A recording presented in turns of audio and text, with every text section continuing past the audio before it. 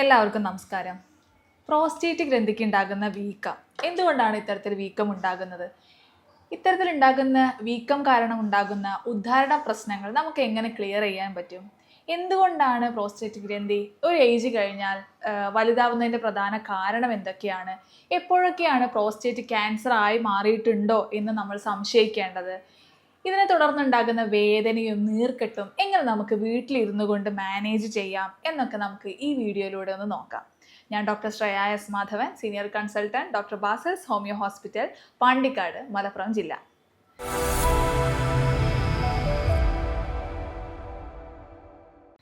പുരുഷന്മാരെ സംബന്ധിച്ചിടത്തോളം അവരുടെ സെക്ഷൽ ലൈഫിൽ വളരെ ഇമ്പോർട്ടൻ്റ് ആയിട്ടുള്ള ഒരു റോള് വഹിക്കുന്ന ഒരു ഗ്രന്ഥിയാണ് പ്രോസ്റ്റേറ്റ് എന്ന് പറയുന്നത്. ഇതിന് പലപ്പോഴും പല രീതിയിലും ഇൻഫ്ലമേഷൻസ്, നീർക്കെട്ട് കാര്യങ്ങൾ വരാം. അതായത് പെട്ടെന്ന് ഉണ്ടാകുന്ന നീർക്കെട്ട്, അതായത് പ്രോസ്റ്റൈറ്റിസ്, ഇൻഫ്ലമേഷൻ. ഇതിനെ തുടർന്ന് ചിലർക്ക് ബുദ്ധിമുട്ടുകൾ ഉണ്ടാകാം. അതല്ലാത്ത പക്ഷം BPH എന്ന് പറയുന്ന കണ്ടീഷൻ, പ്രോസ്റ്റേറ്റ് ഗ്രന്ഥി ഒരു ഏജ് കഴിഞ്ഞാൽ ഓട്ടോമാറ്റിക്കലി അത് എൻലാർജ് ആവുക, അല്ലെങ്കിൽ അതിന് നീർക്കെട്ട് വീക്കമായിട്ട് വരുന്ന അവസ്ഥ, ബിനൈൻ പ്രോസ്റ്റേറ്റിക് ഹൈപ്പർപ്ലേഷ്യ എന്ന് പറയുന്ന കണ്ടീഷൻ. എന്തുകൊണ്ടാണ് ഇത്തരത്തിൽ ഇടയ്ക്കിടയ്ക്ക് ഈ ബുദ്ധിമുട്ടുകൾ പുരുഷന്മാരിൽ വരുന്നതിൻ്റെ ഒരു പ്രധാന കാരണം എന്താണെന്ന് വെച്ച് കഴിഞ്ഞാൽ, ഇടയ്ക്കിടയ്ക്ക് ഉണ്ടാകുന്ന യൂറിനറി ഇൻഫെക്ഷൻസ് പലപ്പോഴും പ്രോസ്റ്റൈറ്റിസ് ഇഷ്യൂ ഉണ്ടാക്കാറുണ്ട്, അല്ലെങ്കിൽ നീർക്കെട്ട് അല്ലെങ്കിൽ ഇൻഫ്ലമേഷൻ ഉണ്ടാക്കാറുണ്ട്. കൂടുതൽ നേരം നമ്മൾ മൂത്രം ഹോൾഡ് ചെയ്ത് വെക്കുന്ന ഒരു പ്രശ്നം കാരണം ഇത്തരത്തിൽ ബുദ്ധിമുട്ടുകൾ ഉണ്ടാവാറുണ്ട്. എന്താണ് ഈ പ്രോസ്റ്റേറ്റിൻ്റെ ഫംഗ്ഷൻ എന്ന് നോക്കിക്കഴിഞ്ഞാൽ നമുക്കറിയാൻ പറ്റും. നമ്മൾ ബീജം, സ്പേമിന് ട്രാൻസ്ഫർ ചെയ്യാനുള്ള ഒരു ഫ്ലൂയിഡ് ആയിട്ടുള്ള ഒരു മീഡിയം ഉണ്ടല്ലോ, ഇത് ഉണ്ടാക്കുക, അതായത് സെമിനൽ ഫ്ലൂയിഡിൻ്റെ ഉൽപ്പാദനമാണ് പ്രോസ്റ്റേറ്റ് ഗ്രന്ഥിയുടെ പ്രധാന ഫംഗ്ഷൻ എന്ന് പറയുന്നത്. ഒരു പരിധി, കുഞ്ഞു കുട്ടികളാവുന്ന സമയത്ത് മുതൽ നമ്മൾ വലിയ ആൾക്കാരാവുന്ന ഒരു 30 ഇയർ ഓൾഡൊക്കെ ആവുന്ന വരെ പ്രോസ്റ്റേറ്റ് ഒരു ഗ്രാജുവലി അതിനൊരു ഫിസിയോളജിക്കൽ ഗ്രോത്ത് ഉണ്ടായിരിക്കും. ചെറിയതിൽ നിന്ന് വലുതാവുന്ന വലിയ ആൾക്കാരാവുമ്പോൾ ഉണ്ടാകുന്ന ഒരു നോർമൽ ഗ്രോത്ത്. പക്ഷേ ഒരു 50+ ആയിക്കഴിഞ്ഞാൽ ചിലർക്ക് ഈ ഗ്രന്ഥി കൂടുതലായിട്ട് അതിൻ്റെ ഉള്ളിലുള്ള കോശങ്ങൾ വലുതാവാൻ തുടങ്ങും. ഇതാണ് ഹൈപ്പർപ്ലേഷ്യ എന്ന് പറയുന്ന കണ്ടീഷൻ. അതായത് കോശങ്ങളുടെ എണ്ണം കൂടുന്നതിൻ്റെ ഒരു പറയുന്ന പേരാണ് BPH എന്ന് പറയുന്ന കണ്ടീഷൻ. ഇത്തരത്തിൽ ഉണ്ടായി കഴിഞ്ഞാൽ പലർക്കും മൂത്രമൊഴിക്കാൻ ഉണ്ടാകുന്ന ബുദ്ധിമുട്ടുകളാണ് കൂടുതലായിട്ട് ഇനീഷ്യൽ സ്റ്റേജിൽ കാണിക്കാറുള്ളത്.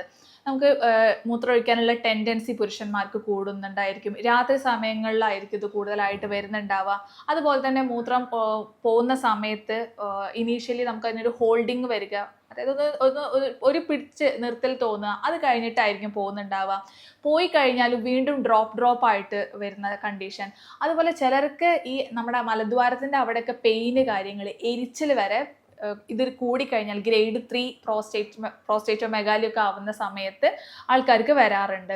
അതുപോലെ തന്നെ ചിലർക്ക് ശോധനയ്ക്ക് ഉണ്ടാകുന്ന ബുദ്ധിമുട്ടുകളൊക്കെ ഈ പ്രോസ്റ്റേറ്റിൻ്റെ ഇഷ്യൂസ് കാരണം വരാറുണ്ട്. അതുകൂടാതെ തന്നെ ചിലർക്ക് ലൈംഗികമായിട്ടുള്ള ബുദ്ധിമുട്ടുകളും ഇതിനെ തുടർന്ന് ഉണ്ടാവുന്നതായിട്ട് ഉദ്ധാരണ പ്രശ്നങ്ങൾ, ഡ്യൂറേഷൻ കിട്ടാത്ത ഇഷ്യൂസൊക്കെ ഈ പ്രോസ്റ്റേറ്റിനെ തുടർന്നിട്ട് പേഷ്യൻസ് നമ്മളടുത്ത് വന്ന് പറയാറുണ്ട്. അപ്പോൾ എന്തുകൊണ്ടാണ് ഇത്തരത്തിൽ പ്രധാനമായിട്ടും ഈ ഒരു ബുദ്ധിമുട്ട്, പ്രോസ്റ്റേറ്റോമെഗാലി അല്ലെങ്കിൽ BPH എന്ന് പറയുന്ന കണ്ടീഷൻ ഉണ്ടാവുന്നത് എന്ന് നോക്കിക്കഴിഞ്ഞാൽ, പ്രധാനമായിട്ടുള്ള ഒരു കാരണം എന്ന് പറയുന്നത് നമ്മുടെ ലൈഫ് സ്റ്റൈലിൽ ഉണ്ടാകുന്ന ചേഞ്ചസ് തന്നെയാണ്. അതായത് സിറ്റിംഗ് ജോബ്, ഒരുപാട് നേരം ഇരുന്നു കൊണ്ട് ജോലി ചെയ്യുന്ന ആൾക്കാരാണെന്നുണ്ടെങ്കിൽ അത്തരത്തിലുള്ള ആൾക്കാർക്ക് ഈ ബുദ്ധിമുട്ടുകൾ വരാറുണ്ട്. പിന്നെ എന്താണെന്ന് വെച്ച് കഴിഞ്ഞാൽ, കൂടുതൽ സമയം തണുപ്പുള്ള ക്ലൈമറ്റുകളിൽ ജോലി ചെയ്യുക, അല്ലെങ്കിൽ കൂടുതൽ എയർ കണ്ടീഷനുള്ള സ്ഥാപനങ്ങളിലോ അല്ലെങ്കിൽ ആ ഒരു അറ്റ്മോസ്ഫിയറിലോ ജോലി ചെയ്യുന്ന ആൾക്കാർക്ക് ഇത്തരത്തിൽ ബുദ്ധിമുട്ടുകൾ വരാറുണ്ട്. കാരണം ആ പ്രോസ്റ്റേറ്റിൻ്റെ അല്ലെങ്കിൽ നമ്മുടെ ബട്ടക്സിൻ്റെ ഒക്കെ ആ ഭാഗത്തേക്കുള്ള രക്തക്കുഴലുകൾ സങ്കോചിക്കുകയും കറക്റ്റായിട്ടുള്ള രക്തോട്ടം ഇല്ലാത്തതിൻ്റെ ഒക്കെ ഭാഗമായിട്ട് ഈ ബുദ്ധിമുട്ടുകൾ വരാറുണ്ട്. പിന്നെ മൂന്നാമത്തെ ഒരു പ്രധാന കാരണം എന്താണെന്ന് വെച്ച് കഴിഞ്ഞാൽ, സെക്ഷലി നമ്മൾ ആക്റ്റീവ് അല്ലാത്ത ആൾക്കാർക്ക്, അതായത് വീക്ക്ലി വൺസോ അല്ലെങ്കിൽ അത് വേണ്ട ഗൾഫിലൊക്കെ ജോലി ചെയ്യുന്ന ആൾക്കാരെ, പുരുഷന്മാരെ സംബന്ധിച്ചിടത്തോളം അവരൊരു ലോങ് ലീവ് കഴിഞ്ഞിട്ടൊക്കെ ആയിരിക്കും നാട്ടിലോട്ട് വരുന്നുണ്ടായിരിക്കുക. ഇത്തരം ആൾക്കാർക്കും പ്രോസ്റ്റേറ്റിൻ്റെ ഇഷ്യൂ വളരെ കോമൺ ആയിട്ട് കാണുന്നുണ്ട്. എന്താണെന്ന് വെച്ച് കഴിഞ്ഞാൽ, കറക്റ്റായിട്ട് അവർ സെക്ഷൽ ലൈഫ് മുന്നോട്ട് കൊണ്ടുപോകുന്നുണ്ടായിരിക്കില്ല, സെമൻ റിലീസ് ഉണ്ടാവില്ല. ഇത് ഹോൾഡ് ചെയ്യുന്നതിൻ്റെയൊക്കെ ഭാഗമായിട്ടും ഇത്തരത്തിൽ ബുദ്ധിമുട്ടുകൾ വരാറുണ്ട്. പിന്നെ മറ്റൊരു കാരണം എന്താണെന്ന് വെച്ച് കഴിഞ്ഞാൽ, നേരത്തെ പറഞ്ഞ പോലെ തന്നെ യൂറിൻ ഒരുപാട് നേരം നമ്മൾ ഹോൾഡ് ചെയ്ത് വെക്കുന്നത് കൊണ്ട് ഈ ബുദ്ധിമുട്ട് വളരെ കോമൺ ആയിട്ടും പുരുഷന്മാർക്ക് കാണാം. കാണാറുണ്ട്. പിന്നെ ആൽക്കഹോൾ ഇൻടേക്ക്, മദ്യപാനം, പുകവലി പോലുള്ള ശീലമുള്ള ആൾക്കാർക്ക്, ടൈപ്പ് 2 ഡയബറ്റിക് ഉള്ള ആൾക്കാർക്ക്, ഷുഗറിനൊക്കെ മെഡിസിൻസ് എടുക്കുന്ന ആൾക്കാർക്ക്, കിഡ്നി സംബന്ധമായിട്ടുള്ള രോഗങ്ങളുള്ള ആൾക്കാർക്ക്, പിന്നെ അനാവശ്യമായിട്ടുള്ള മെഡിസിൻസ് കൂടുതലായിട്ട് എടുക്കുന്ന ആൾക്കാർക്ക്, കഫ് സിറപ്പുകൾ കൂടുതലായിട്ട് എടുക്കുന്ന ആൾക്കാർക്കൊക്കെ ഈ പ്രോസ്റ്റേറ്റിൻ്റെ ഇഷ്യൂ വളരെ കോമൺ ആയിട്ട് കാണുന്നുണ്ട്. ഫിസിക്കൽ എക്സസൈസ് കുറവുള്ള പുരുഷന്മാരെ സംബന്ധിച്ചിടത്തോളം പ്രോസ്റ്റേറ്റിൻ്റെ ഇഷ്യൂസ് കൂടുതലായിട്ട് കാണാറുണ്ട്. കൂടുതലായിട്ട് കോഫി, അതുപോലെ ടീ, ചായയും കാപ്പിയും കൂടുതലായിട്ട് ഉപയോഗിക്കുന്ന ആൾക്കാരിലും ഇതുപോലെ തന്നെ പ്രോസ്റ്റേറ്റിൻ്റെ ഇഷ്യൂസ് വളരെ കോമൺ ആയിട്ട് കാണാറുണ്ട്. പിന്നെ ഇതൊന്നും കൂടാതെ തന്നെ നമ്മൾ ഹൃദ്രോഗങ്ങൾക്ക് മരുന്നുകൾ എടുക്കുന്ന പുരുഷന്മാർക്കും ഇത്തരത്തിൽ ബുദ്ധിമുട്ടുകൾ ഉണ്ടാവുന്നതായിട്ട് കാണാറുണ്ട്. പിന്നെ ചില മെഡിസിൻസ്, അതായത് പ്രോസ്റ്റേറ്റിൻ്റെ ബുദ്ധിമുട്ടുകൾക്കായിട്ടുള്ള മരുന്നുകൾ കൂടുതൽ കാലം എടുക്കുന്ന ആൾക്കാർക്കും ഇത്തരത്തിൽ എറക്ഷനുള്ള ബുദ്ധിമുട്ടുകളും അതുപോലെ തന്നെ പ്രോസ്റ്റേറ്റിൻ്റെ എൻലാർജിന് കാരണമാകുന്നതായിട്ടും വളരെ കോമൺ ആയിട്ട് കാണാറുണ്ട്. അപ്പോൾ ഇത്രയും കാരണങ്ങളാണ് ജനറലായിട്ട് നിങ്ങൾ ശ്രദ്ധിക്കേണ്ടതും ഒഴിവാക്കേണ്ടതുമായിട്ടുള്ള കാര്യങ്ങൾ. ഇനി നമുക്കിതിൽ എന്തൊക്കെ മാറ്റങ്ങളാണ് വരുത്തേണ്ടത്, അല്ലെങ്കിൽ എന്തൊക്കെ കാര്യങ്ങളാണ് ഈ എൻലാർജ്മെൻറ്റ് കാര്യങ്ങൾ ഒഴിവാക്കാൻ വേണ്ടിയിട്ടും അതുപോലെ തന്നെ സെക്ഷലി നമ്മൾ ആക്റ്റീവായിട്ട് ഇരിക്കാനും വേണ്ടിയിട്ട് ശ്രദ്ധിക്കേണ്ടത് എന്നുള്ളത് കൂടെ നമുക്ക് നോക്കാം. അതിൽ ഏറ്റവും ഫസ്റ്റ് ശ്രദ്ധിക്കേണ്ടത് എന്താണെന്ന് വെച്ച് കഴിഞ്ഞാൽ, നമുക്ക് യൂറിൻ പോകണം തോന്നുന്ന സമയത്ത്, അല്ലെങ്കിൽ മൂത്രം ഒഴിക്കണം എന്ന് പോകണം തോന്നുന്ന സമയത്ത് കറക്റ്റായിട്ട് തന്നെ വണ്ടിയോ നിർത്തിയിട്ടോ അല്ലെങ്കിൽ ഓഫീസിലാണെന്നുണ്ടെങ്കിൽ ജോലി സ്ഥലത്ത് നിന്ന് എഴുന്നേറ്റോ യൂറിൻ പോവുക എന്നുള്ളതാണ് വേണ്ടത്. കാരണം എന്താണെന്ന് വെച്ച് കഴിഞ്ഞാൽ നമ്മുടെ യൂറിനറി ബ്ലാഡറിൻ്റെ തൊട്ടടുത്തായിട്ടാണ് ഈ പ്രോസ്റ്റേറ്റും ഉള്ളത്. യൂറിനറി ബ്ലാഡർ, അത് കഴിഞ്ഞിട്ട് മൂത്രനാളി വരും. ഇതിൻ്റെ രണ്ട് സൈഡിലും ആയിട്ടാണ് ഒരു ചെറിയൊരു നാരങ്ങേൻ്റെ ഷേപ്പിലാണ് പ്രോസ്റ്റേറ്റ് ഗ്രന്ഥി ഉള്ളത്. ഇതിന് വീക്കം വരുന്ന സമയത്ത് ഈ യൂറിനറി ബ്ലാഡർ അല്ലെങ്കിൽ മൂത്രനാളി ഇത് ഒന്നും കൂടെ നാരോ ആവും, ഒന്നും കൂടെ അതിൻ്റെ ഉള്ളിലുള്ള വ്യാസം കുറയുകയും ഇത് മൂത്രം ഹോൾഡ് ചെയ്യുമ്പോൾ എന്താ സംഭവിക്കുന്നതെന്ന് വെച്ച് കഴിഞ്ഞാൽ ഈ പ്രോസ്റ്റേറ്റിൻ്റെ നീർക്കെട്ട് കാര്യങ്ങൾ കൂട്ടുകയും തുടർന്ന് നമ്മുടെ യൂറിനറി ബ്ലാഡറിൽ മൂത്രം ഫില്ലാകുകയും ഇത് നേരെ തിരിച്ച് മേലേക്ക് കിഡ്നിക്ക് തന്നെ കയറുകയും പിന്നെ യൂറിനിൽ ഉണ്ടാകുന്ന മറ്റു ബുദ്ധിമുട്ടുകൾ കാര്യങ്ങൾ, കിഡ്നിയിൽ ഉണ്ടാകുന്ന നീർക്കെട്ട് കാര്യങ്ങൾക്കൊക്കെ ഇടയാകാൻ കാരണമാവാറുണ്ട്. അതുകൊണ്ട് എത്രയും പെട്ടെന്ന് മൂത്രമൊഴിക്കാൻ തോന്നുന്ന സമയത്ത് കറക്റ്റായിട്ട് മൂത്രമൊഴിക്കുന്നത് വേണ്ടിയിട്ട് ശ്രദ്ധിക്കാം. പിന്നെ മറ്റൊന്ന് നമ്മൾ ശ്രദ്ധിക്കേണ്ടത് എന്താണെന്ന് വെച്ച് കഴിഞ്ഞാൽ, ഡയറി പ്രൊഡക്റ്റ്, പാലും പാലിൻ്റെ ഉൽപ്പന്നങ്ങളും മാക്സിമം അവോയ്ഡ് ചെയ്യാൻ വേണ്ടിയിട്ടും കൂടെ ശ്രദ്ധിക്കേണ്ടതാണ്.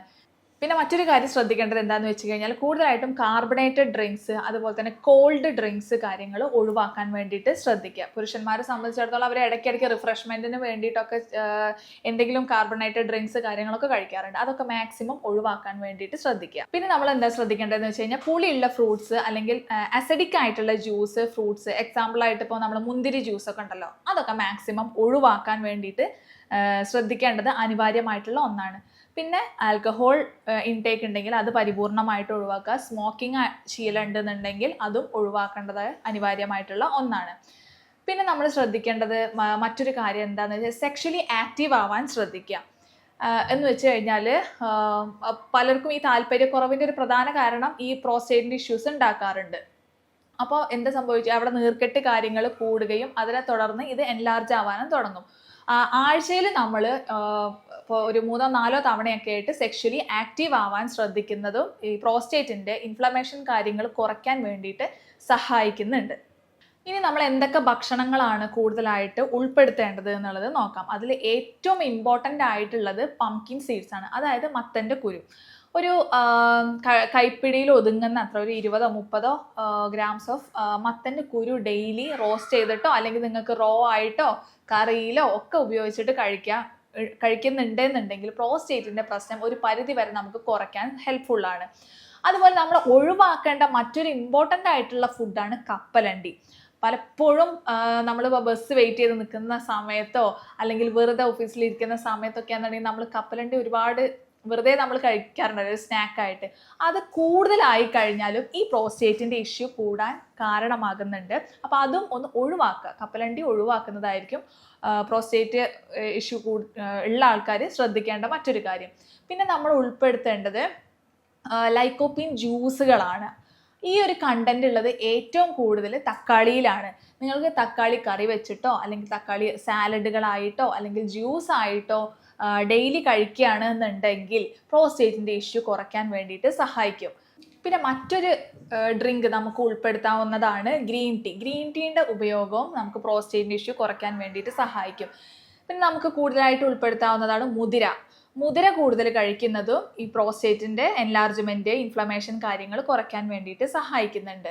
പിന്നെ മറ്റൊന്ന് നമുക്ക് ഈത്തപ്പഴം കൂടുതലായിട്ടോ അല്ലെങ്കിൽ 1, 2, 3 ഒക്കെ ഡെയിലി ഒരു സ്നാക്ക് എന്ന രീതിയിൽ കഴിക്കുന്നത് പ്രോസ്റ്റേറ്റിൻ്റെ നീർക്കെട്ട് കാര്യങ്ങൾ കുറയ്ക്കാനും സെക്ഷലി കുറച്ചും കൂടെ ആക്റ്റീവ് ആവാനും താല്പര്യം കൂടുതൽ തോന്നാനും ഒക്കെ നമുക്ക് ഹെൽപ്ഫുള്ളാണ്. അപ്പോൾ ഈത്തപ്പഴം ഡെയിലി കഴിക്കുന്നതും പുരുഷന്മാരെ സംബന്ധിച്ചിടത്തോളം കുറച്ചുകൂടെ നല്ലതാണ്. പിന്നെ നമ്മൾക്ക് എന്തൊക്കെ എക്സസൈസുകളാണ് ചെയ്യേണ്ടത്? കെഗൽ എക്സസൈസ് അല്ലെങ്കിൽ പെൽവിക് എക്സസൈസ് കാര്യങ്ങൾ കൂടുതലായിട്ട് ഇൻവോൾവ് ചെയ്ത് ചെയ്യുന്നത്. ഒരു കാർഡിയോ എക്സസൈസോ അല്ലെങ്കിൽ ഒരു വാമപ്പ് ഒക്കെ കഴിഞ്ഞതിന് ശേഷം പെൽവിക് ഫ്ലോറിനുള്ള എക്സസൈസ് കാര്യങ്ങൾ കൂടുതലായിട്ട് ജിമ്മിൽ പോകുന്ന ആൾക്കാരാണെന്നുണ്ടെങ്കിൽ അല്ലെങ്കിൽ വീട്ടിൽ നിന്ന് എക്സസൈസ് ചെയ്യുന്നതാണ് എന്നുണ്ടെങ്കിലും അത് കൂടുതൽ ശ്രദ്ധിക്കുന്നത് ഇമ്പോർട്ടൻ്റ് ആയിട്ടുള്ള ഒന്നാണ്. പിന്നെ മറ്റൊന്ന് നമ്മൾ ശ്രദ്ധിക്കേണ്ടത് സിറ്റ് ബാത്ത് ചെയ്യാൻ വേണ്ടിയിട്ടാണ്. സിറ്റ് ബാത്ത് എന്ന് പറയുമ്പോൾ ശരിക്കും ഹിപ്പ് ബാത്താണ്. ഒരു അര ഭാഗം വരെ ഇളം ചൂടുവെള്ളത്തിൽ രാവിലെയും വൈകുന്നേരം ഒരു 10 മിനിറ്റ് നേരം ഇരിക്കുക. അത് കഴിഞ്ഞിട്ട് ഒന്ന് തണുത്ത വെള്ളത്തിലും ഇതുപോലെ തന്നെ ഒരു 5 മിനിറ്റ് നേരം ഒന്ന് മാറി ചേഞ്ച് ചെയ്ത് ഇരിക്കുന്നത് നമ്മുടെ പ്രോസ്റ്റേറ്റിന് ഉണ്ടാകുന്ന നീർക്കെട്ട് കാര്യങ്ങൾ കുറയ്ക്കാനും ഇൻഫ്ലമേഷൻസ് കുറയ്ക്കാൻ വേണ്ടിയിട്ടും സഹായിക്കുന്നുണ്ട്. അതുപോലെ തന്നെ കൂടുതൽ മഗ്നീഷ്യം അടങ്ങിയിട്ടുള്ള ഭക്ഷണങ്ങൾ, കാൽസ്യം അടങ്ങിയിട്ടുള്ള ഭക്ഷണങ്ങൾ, ഫോസ്ഫറസ് അടങ്ങിയിട്ടുള്ള ഭക്ഷണങ്ങളൊക്കെ ഈ പ്രോസ്റ്റേറ്റിൻ്റെ മറ്റുള്ള ബുദ്ധിമുട്ടുകൾ കുറയ്ക്കാൻ വേണ്ടിയിട്ട് സഹായിക്കും. അതിന് വേണ്ടിയിട്ട് നമ്മൾ കാൽസ്യം ഫോസ്ഫേറ്റ്, മഗ്നീഷ്യം ഫോസ്ഫേറ്റ് പോലെയുള്ള ബയോകെമിക്കലുകൾ ഹോമിയോപ്പതിയിൽ അവൈലബിൾ ആണ്. അത് വേറെ സൈഡ് എഫക്റ്റോ കാര്യങ്ങളോ ഒന്നും ഇല്ലാതെ തന്നെ നമുക്ക് പേഷ്യൻറ്റിൻ്റെ എന്താണ് ബുദ്ധിമുട്ട് എന്നുള്ളത് നോക്കിയിട്ട് അനുയോജ്യമായ അളവിൽ കൊടുക്കാൻ പറ്റും. അപ്പം അങ്ങനെ കഴിക്കുകയാണെന്നുണ്ടെങ്കിൽ ഇത്തരം ഡെഫിഷ്യൻസി കൊണ്ടുണ്ടാകുന്ന പ്രോസ്റ്റേറ്റിൻ്റെ ബുദ്ധിമുട്ടുകളും ക്ലിയർ ആക്കാൻ പറ്റും. അതുപോലെ തന്നെ അതിനുണ്ടാകുന്ന നീർക്കെട്ട് കാര്യങ്ങളും മറ്റുള്ള ബുദ്ധിമുട്ടുകളും കാര്യങ്ങളൊക്കെ നമുക്ക് ഒഴിവാക്കാൻ പറ്റും. അതുകൊണ്ട് തന്നെ ഓരോ പേഷ്യൻറ്റിൻ്റെയും എന്താണ് ബുദ്ധിമുട്ട്, എന്താണ് അതിനുള്ള കുറവ് കാര്യങ്ങൾ നോക്കിയിട്ടായിരിക്കും നമ്മൾ ട്രീറ്റ്മെൻറ്റ് കാര്യങ്ങൾ മുന്നോട്ട് പോകുന്നുണ്ടായിരിക്കുക.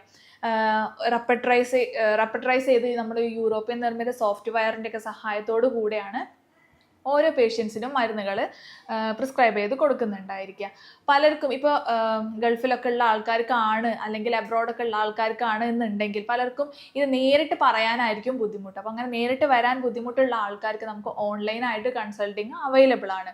നിങ്ങളുടെ സംശയങ്ങളോ മറ്റോ ഉണ്ടെന്നുണ്ടെങ്കിൽ നിങ്ങൾക്ക് എന്നെ കോൺടാക്ട് ചെയ്യാവുന്നതാണ്. കൺസൾട്ടേഷൻ ആവശ്യമുണ്ടെന്നുണ്ടെങ്കിലും ഇവിടെ വാട്സപ്പ് നമ്പർ ഉണ്ട്, കമ്മ്യൂണിക്കേറ്റ് ചെയ്യാവുന്നതാണ്.